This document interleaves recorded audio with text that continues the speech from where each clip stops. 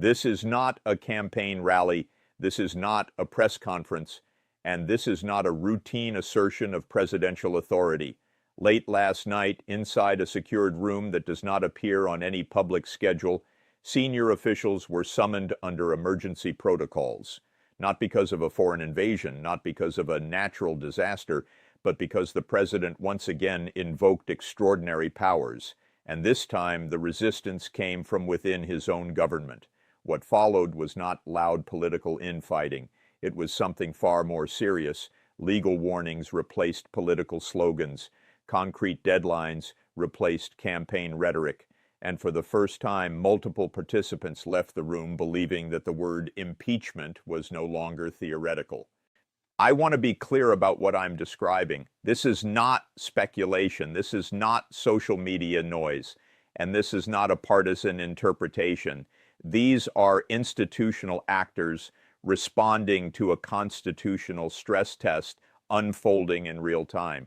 And if you care about where the line actually lies between emergency authority and executive overreach, you're going to want to stay with me. Subscribe, turn on notifications. What comes next is not being explained clearly anywhere else. To understand why this matters, we have to start here.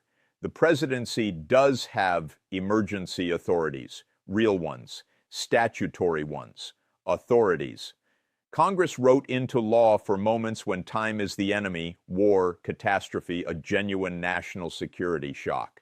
But there is a reason this has never been done this way before, because when a president begins to treat emergency as a governing style, not an exception but a default, what you get is not strength. You get institutional distortion, you get agencies operating in a permanent crouch, you get lawyers, career lawyers, writing memos that start to sound less like legal analysis and more like an attempt to build a paper bridge over a constitutional ravine. And you can see how combustible this is by looking at who is in position right now. The Attorney General is Pam Bondi, and the Justice Department is not an abstract idea. It is a living institution that either restrains power or is bent to it. The Speaker of the House is Mike Johnson, a man who understands procedure, understands leverage, and understands the politics of party unity until unity becomes complicity. The Senate Majority Leader is John Thune, and Senate Gov lists that plainly, meaning this is not rumor. This is the chain of command in the most fragile building in Washington, the U.S. Senate. And the Vice President is J.D. Vance, sitting one heartbeat away from the office that is now testing the meaning of emergency. Now, here's the critical part. Emergency power in America is a legal maze, declarations, delegated authorities, executive orders, and enforcement machinery. Congress can terminate an emergency in theory. Courts can review abuses in theory. But in practice, the executive branch moves first, and everyone else spends months catching up. So ask yourself, at what point does this stop being politics and become a constitutional condition? And why right now are senior Republicans privately admitting they do not recognize the shape of the presidency they are defending? This is what happened, and why it cannot be dismissed. The trigger was not a bombing, not a hurricane, not even a credible intelligence warning with a ticking clock. It began with paperwork, a new package expanding emergency authorities described in language that sounded benign, even reassuring, continuity and stability. But operationally, the design was precise. It was meant to bypass normal procurement rules, accelerate federal deployments, and concentrate decision-making inside the executive office. This is not the first time an American president has invoked emergency powers. The Constitution and federal statutes allow for that in moments when time itself is the enemy, war, catastrophe, or a genuine external threat. What makes this moment different is the frequency, the scope, and the context. Out of roughly 150 executive orders, as many as 30 issued by Donald Trump have relied on emergency authority. The International Emergency Economic Powers Act, a law intended for unusual and extraordinary threats from abroad, has been invoked 21 times. That number matches Barack Obama's entire first term during the worst financial crisis since the Great Depression, and exceeds George W. Bush's first term following the attacks of September 11th. Those authorities have been used to impose punitive tariffs, deploy forces to the border, and suspend environmental regulations, tools designed for genuine crises, not for routine governance. The meeting took place after midnight under tightened security with the presence or representation of the President's counsel, senior Justice Department leadership, and congressional leaders. The White House message was consistent.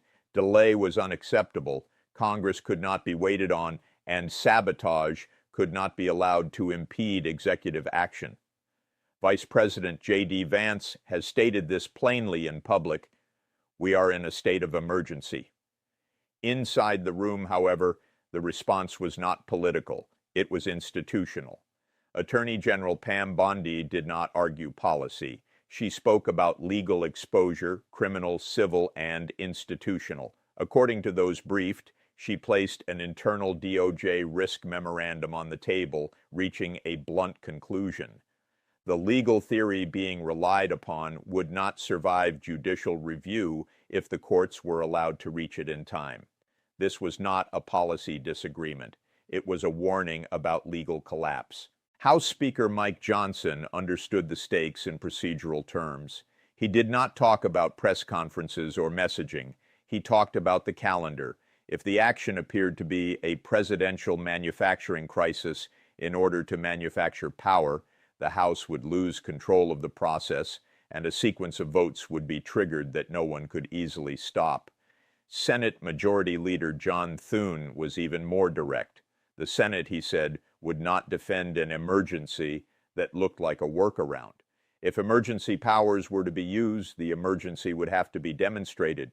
In that room, this was not rhetorical. It was a constitutional boundary being asserted. The turning point came when the president's team requested written assurance, a legal comfort letter, so agencies could execute the new directives without hesitation. The Justice Department refused. Congressional leadership would not bless it. The silence that followed made the underlying reality clear. This was no longer about a specific policy or a single president. It was about whether the United States is drifting toward a permanent state of exception, where emergency becomes normal and normal becomes optional. That is why this controversy cannot be treated as another round of political noise. It is a constitutional stress test, unfolding in real time. This is the central point you need to understand. This is not a political question. It is a legal one, precise and unforgiving. The U.S. Constitution does not grant the president a general emergency clause allowing the country to be governed by instinct whenever Congress becomes inconvenient. Instead, the American constitutional system operates on delegated authority, powers that exist only because Congress, at specific moments in history, has chosen to temporarily transfer portions of its authority to the executive branch under clearly defined conditions. That distinction is not academic. It is the core of this entire issue. Because what the president's team is relying on here is not a single statute, but a layered theory combining multiple emergency declarations, interpreting vague statutory language at its broadest possible reach, and then arguing that speed itself justifies limiting or bypassing oversight. That theory sounds technical, it sounds bureaucratic, it can even sound dull. It is none of those things, and it does not survive basic legal scrutiny. First, necessity. American courts have long been consistent on this point. Emergency powers are lawful only when there is an actual emergency, one that is concrete, immediate, and demonstrable in the record. Administrative inconvenience does not qualify. Political resistance does not qualify. Anticipated instability does not qualify. In cases like this, the factual record matters, and right now, that record is thin.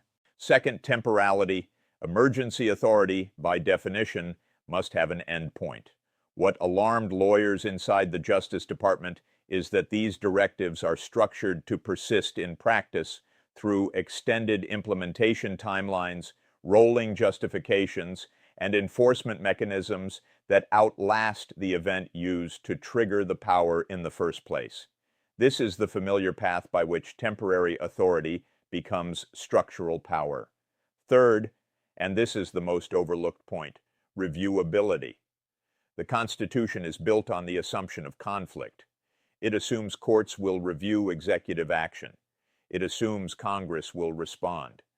What it does not assume is an executive branch deliberately designing its actions to outrun oversight. When internal DOJ lawyers warn that a policy must move before courts can reach it, that is not legal confidence.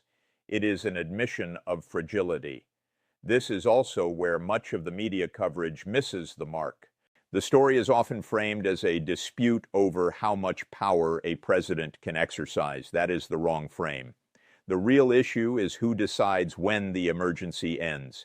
If the same office that declares the emergency also controls its duration, scope, and enforcement, then the limiting principle, the foundation of the system, disappears. And once that principle is gone, precedent takes over. Not just the precedent of one president, but the precedent left for those who follow. If this theory is accepted, what stops a future president from declaring an economic emergency to suspend regulatory enforcement, or a civic stability emergency to override election administration? The law does not operate on good intentions. It operates on structure. That is why the people in that room were not asking whether this could be defended on cable news. They were asking whether it would hold 5 years from now with a different president, a different Congress, and the same legal framework still intact. And this is where the story truly changes, because when the executive branch begins testing how far it can go before Congress or the courts intervene, the question is no longer whether something is legal. The question becomes who blinks first.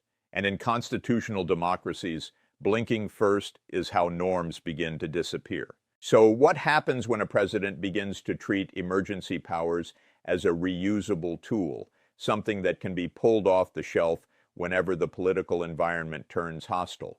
The answer is this: you don't just enter a legal dispute, you enter an institutional collision.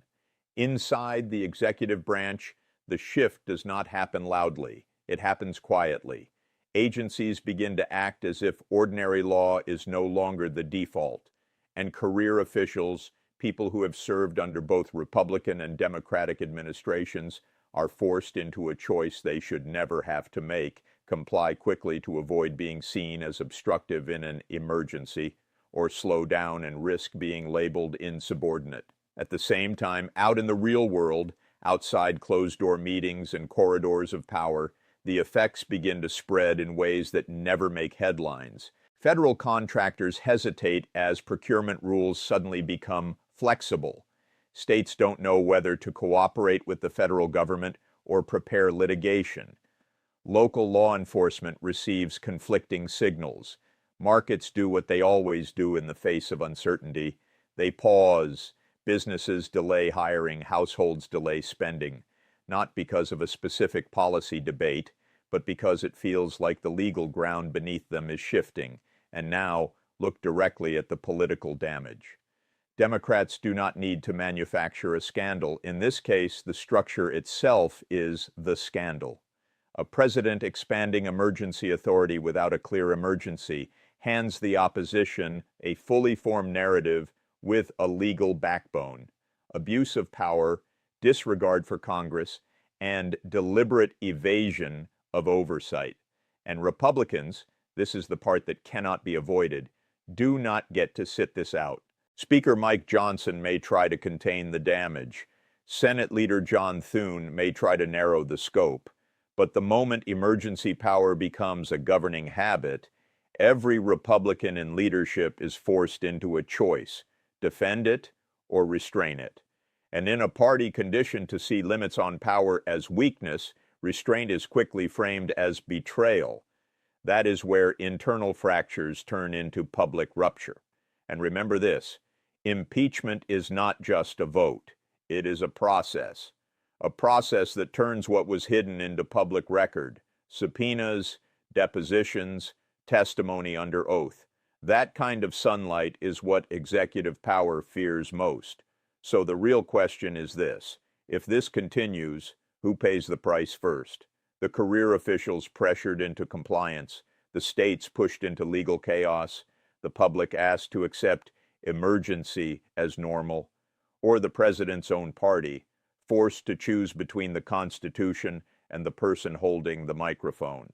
Don't go anywhere, because the most important question is not what has already happened, it's what comes next, and the signs are already visible.